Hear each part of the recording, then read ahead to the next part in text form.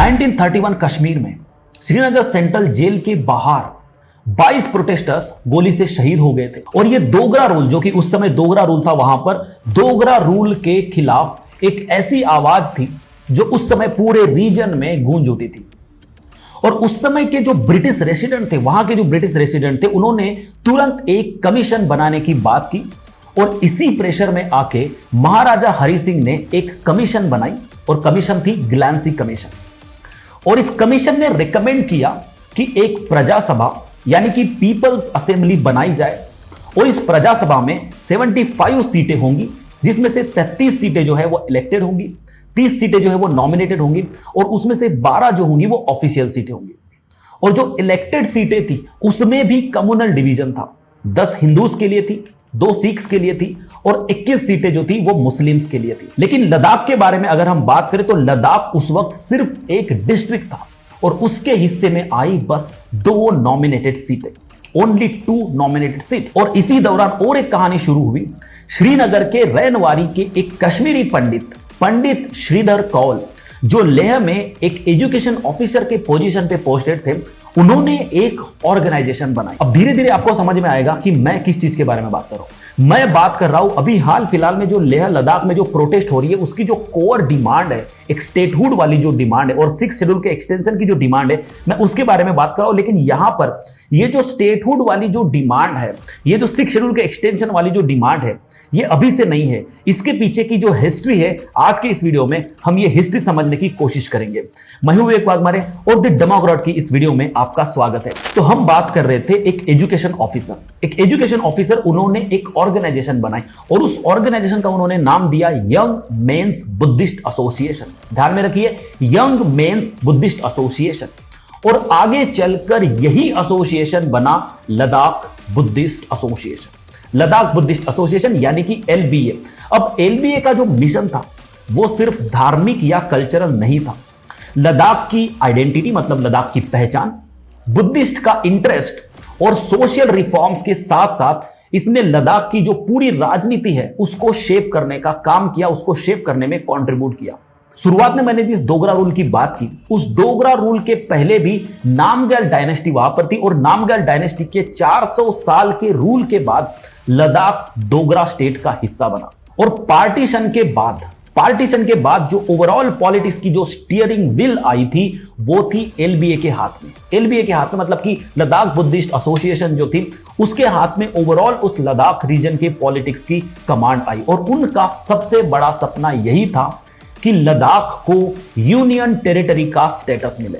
लेकिन यह उस समय नहीं हो पाया क्योंकि आर्टिकल 370 को छेड़ना काफी मुश्किल समझा जाता था। और इसीलिए इस डिमांड को, ये जो यूनियन टेरिटरी वाली डिमांड थी, उस डिमांड को स्केल डाउन करते हुए लद्दाख के लोगों ने डिमांड की कि हमें बस ऑटोनॉमी मिले। और ऑटोनॉमी तक उन्होंने अपनी डिमांड को सीमित कर। फिर आता है साल 1989 और ये जो साल है 1989, ये लद्दाख के पूरे हिस्ट्री का एक बहुत बड़ा टर्निंग पॉइंट साबित हुआ।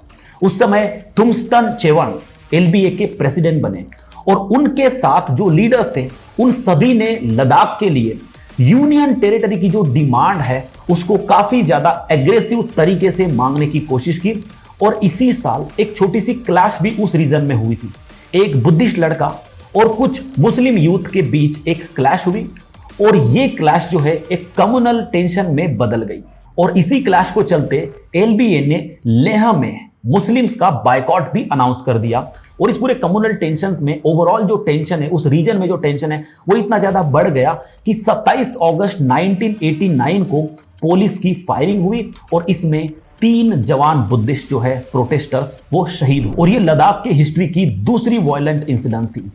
पहली जो थी वो 1989 में जब बुद्धिस्ट ने ST का स्टेटस मांगा था, तब 2 लोग मारे गए थे। और इन्हीं सब टेंशंस के बीच एक बहुत बड़ी कॉन्ट्राडिक्शन वहां पर पता चली और वो कॉन्ट्राडिक्शन थी लेह वर्सेस कारगिल वाली। लेह वर्सेस कारगिल। लेह जो है ये एक बुद्धिस्ट मेजॉरिटी रीजन है और वो मांग कर रहे थे यूनियन टेरिटरी के लिए। और कारगिल जो कि एक मुस्लिम मेजॉरिटी रीजन है, वो जम्मू कश्मीर के साथ रहना चाहते थे। तो कारगिल में कारगिल एक्शन कमेटी बन गई और उन्होंने लद्दाख के लिए यूनियन टेरिटरी के जगह एक डिविजनल स्टेटस मांगा। डिविजनल स्टेटस की उन्होंने मांग की, मतलब उन्होंने लद्दाख के यूनियन टेरिटरी वाली जो डिमांड थी उसको कहीं ना कहीं विरोध किया और लद्दाख के लिए यूनियन टेरिटरी की जगह एक डिविजनल स्टेटस की मांग उन्होंने की। और इसी दौरान कारगिल से पहले मुस्लिम एमपी इलेक्ट हुए जिनका नाम था मोहम्मद हसन कमांडर। अब इस पूरे सिनारो में सेंट्रल गवर्नमेंट को कहीं ना कहीं स्टेप इन करना पड़ा। यहां पर central government, Jammu Kashmir government और एलबीए के बीच काफी सारी बातचीत शुरू हुई। वीपी सिंह और चंद्रशेखर गवर्नमेंट्स के दौरान ये सारी जो बातें थी, जो चालू हुई थी, वो सारी बातें रुक गई और फिर से कांग्रेस की सरकार वापस आई और 1959 में नरसिम्हा राव की सरकार ने लद्दाख ऑटोनॉमस हिल डेवलपमेंट काउंसिल एक्ट पास किया और लेह ने तुरंत इस काउंसिल को अपना लिया। पॉलिटिक्स का रंग बदलता गया और लेह कांग्रेस का एक स्ट्रॉन्ग होल्ड साबित हुआ, एक स्ट्रॉन्ग होल्ड बन गया।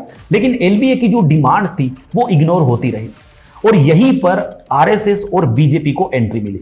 एलबीए के कई लीडर्स जैसे चेवांग और लाकरुक, उन्होंने बीजेपी ज्वाइन किया और 2014 में लद्दाख ने अपना पहला बीजेपी एमपी इलेक्ट किया जो थे चेवांग। फिर आता है 5 अगस्त 2019, आर्टिकल 370 का एब्रोगेशन हुआ और उसी के साथ साथ जम्मू कश्मीर की स्प्लिट होकर 2 यूनियन टेरिटरीज बने। लेह के लिए एक सेलिब्रेशन वाला मोमेंट था और एलबीए ने इसे अपनी लंबी लड़ाई की जीत मानी। लेकिन कहानी यही खत्म नहीं होती है। आज 6 साल बाद वही लीडर्स चेवांग, लाकरुक और दूसरे पुराने बीजेपी के जो अलाइज थे, उन्होंने बीजेपी से अलग होकर फिर एक नई लड़ाई शुरू की और इस बार डिमांड यह है कि लद्दाख के लिए स्टेटहुड मिले और 6 शेड्यूल के अंडर उन्हें प्रोटेक्शन मिले। और इस पूरे कहानी में सबसे इंटरेस्टिंग ट्विस्ट यह है कि इस बार लेह और कारगिल दोनों एक पेज पर है, जिनके बीच अक्सर कॉन्फ्लिक्ट होती थी। दोनों की डिमांड्स एक जैसी हो गई है। अब आगे यह समझना इंटरेस्टिंग होगा कि आखिर ये लद्दाख की जो स्टेटहुड है और 6 शेड्यूल में जो इंक्लूजन वाली लड़ाई है कहां तक जाती है, सरकार इसको किस तरीके से डील करती है और आखिर में इसका सॉल्यूशन क्या निकलता है। तो दोस्तों मिलते हैं नेक्स्ट वीडियो में, तब तक के लिए धन्यवाद।